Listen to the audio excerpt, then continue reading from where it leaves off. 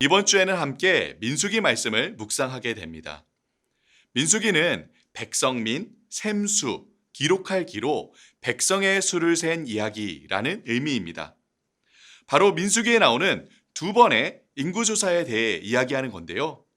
민수기 1장에서는 출애굽한 이스라엘 백성 1세대의 숫자를 세는 이야기가 나오고, 민수기 26장에서 다시 약속의 땅 가나안 앞에서 이스라엘 백성 2세대의 숫자를 세는 이야기가 나오죠.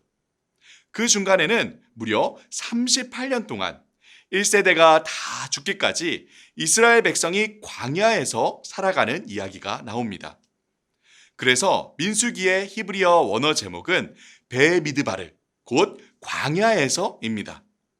출애굽한 이스라엘 백성이 하나님께서 약속하신 가나안 땅에 들어가기까지 그 여정의 배경이 되는 광야에서 일어난 일들을 바로 민수기에서 기록하고 있는 것이죠. 자, 그럼 과연 광야에서 어떤 일들이 일어났는지 함께 살펴보겠습니다. 출애굽기 19장부터 레위기 마지막까지 이스라엘 백성은 시내산 앞에서 왕이신 하나님과 하나님의 백성으로서의 언약식을 맺고, 하나님을 예배하고 섬길 성막을 세우고 하나님 나라로서 살아갈 기준이 되는 율법을 받게 됩니다. 이제 민수기 1장에서 이스라엘 백성은 약속의 땅으로 향하기 전 마지막으로 가나안 족속과 전쟁을 벌일 인구를 조사하고, 2장에 하나님의 성막을 중심으로 진영을 갖추죠. 이어서 3장과 4장에는 하나님을 섬기고 예배할 제사장과 레위인들의 명단과 임무에 대해 이야기합니다. 이러한 이스라엘의 진영과 제사장과 레위인들에 대한 설명은 모두 이스라엘 백성의 중심에 바로 왕이신 하나님께서 계시며, 하나님을 섬기는 일이 하나님의 백성에게 가장 우선된다는 사실을 보여줍니다. 이어서 민수기 5장부터 10장에서는 레위기에 나왔던 정결의식에 대한 법을 다시 상세하게 이야기하며, 거룩하신 하나님을 섬기는 하나님의 백성 이스라엘 또한 거룩하게 구별되어야 한다는 사실을 보여줍니다. 자, 이제 모든 준비를 마치고 10장에 약속의 땅을 향한 승리의 여정의 발걸음을 내딛습니다.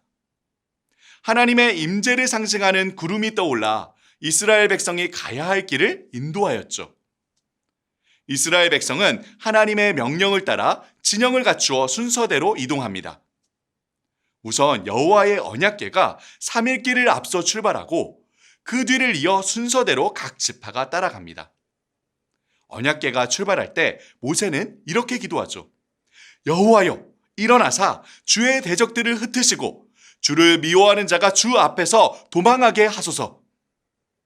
하나님께서 앞서 모든 일들을 행하시며 하나님의 백성을 인도하시기를 기도한 것입니다.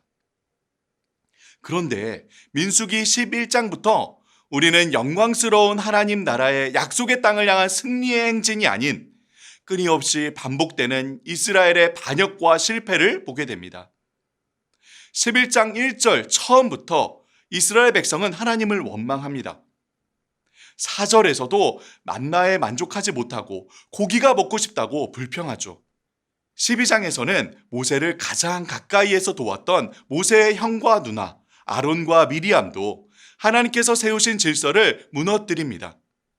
16장에는 레위인들까지도 하나님과 하나님께서 세우신 지도자인 모세에게 반역하죠. 급기야 이스라엘 백성은 막장을 보여줍니다.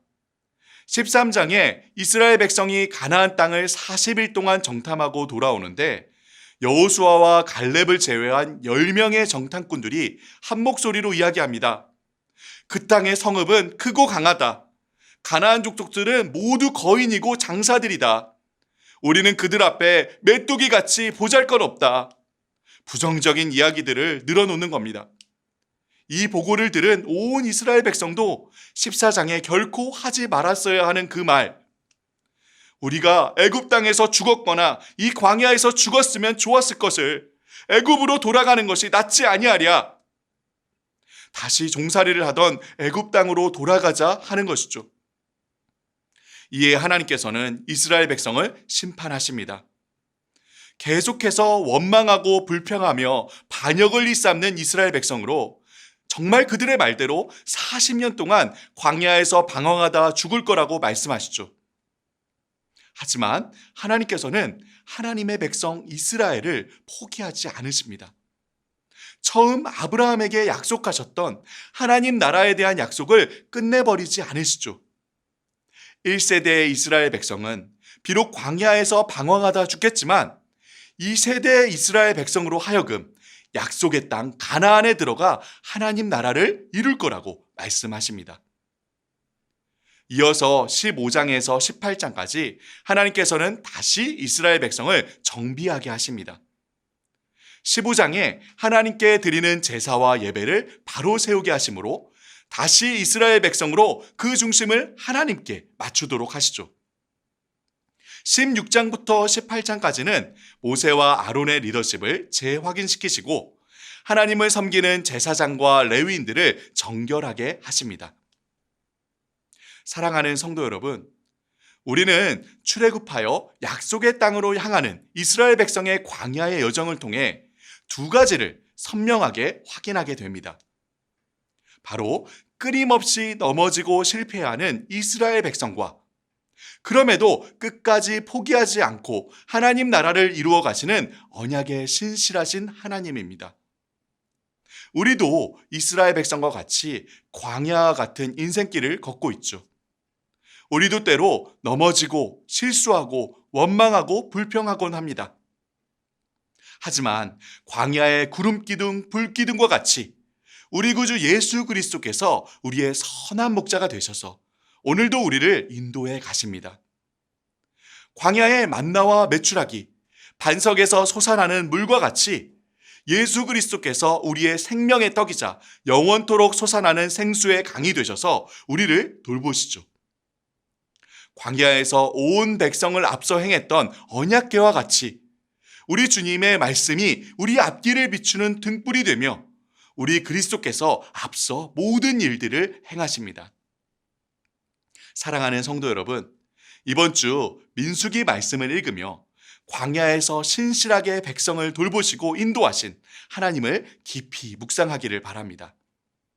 그리하여 오늘도 나와 함께 하시는 예수 그리스도의 손을 꼭 붙잡고 광야 같은 인생길을 믿음으로 걸어가시기를 주님의 이름으로 축복합니다.